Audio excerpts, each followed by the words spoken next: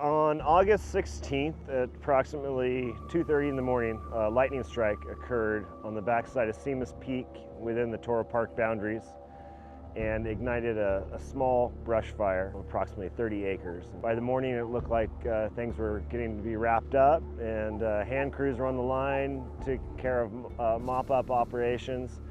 And then about 3:30 that afternoon, the wind came up and the fire exploded and burned for 3 weeks straight and destroyed approximately 4,000 acres of Toro Park.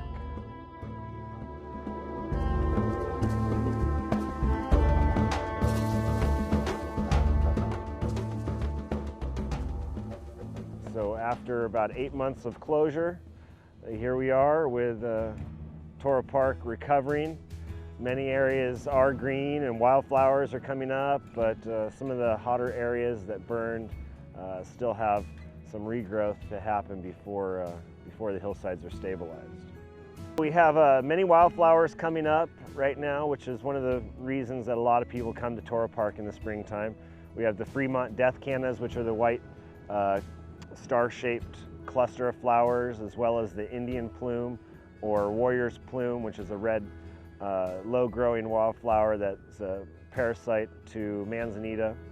We also have the brilliant shooting stars, which are little purple flowers.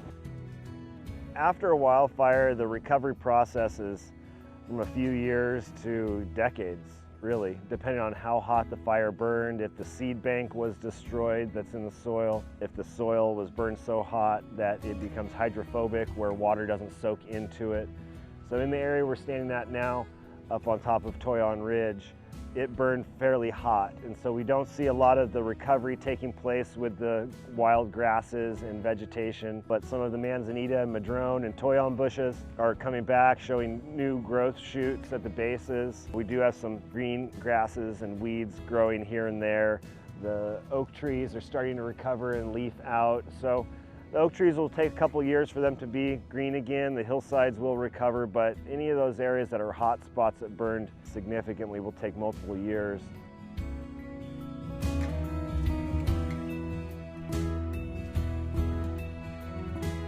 So we're making preparations to reopen Toro Park by the end of April, and approximately 99% of the trails will be open. We have a couple that we have to keep closed temporarily to do some additional cleanup where there were washouts from the seasonal rain that we had, and the trails need some additional attention.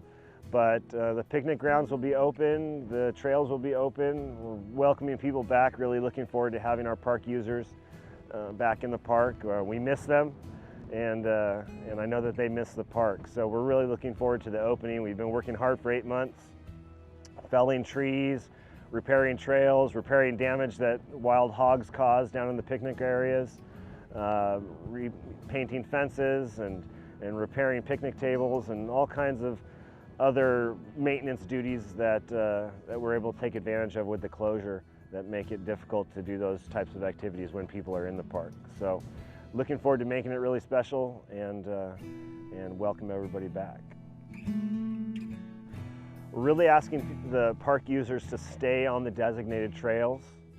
The natural vegetative barriers of our chaparral habitat with the manzanita and madrone and toyon and the sticky monkey flower shrubbery is not there anymore. So it's easy to be on one trail over here and look across the canyon and see another trail and want to get over there, and rather than going up to where the trails converge at the top of a peak or the bottom of a canyon, of cutting across the valley.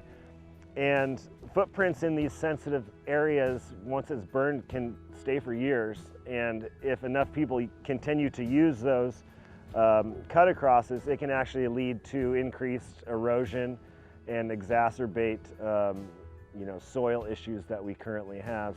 As Toro Park reopens, people are really excited to not only get up on the trails, but also to have their barbecues and birthday parties and wedding receptions and corporate events and things like that. And while we would love to welcome everybody back and have those gatherings, everything is dependent upon both the state and county COVID protocols and guidelines. We ask that people respect those. We will be enforcing those regulations with our rangers. Our natural chaparral environment is used to fire. Many of the species are, while they may not be fire dependent, respond well to being burned and kind of need that cleaning out from time to time.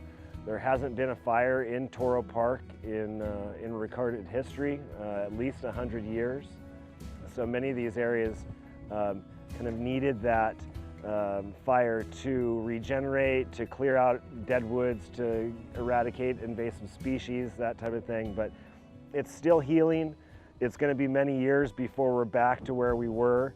But just be sensitive to that and be gentle on the landscape, because it's going to need our help to come back.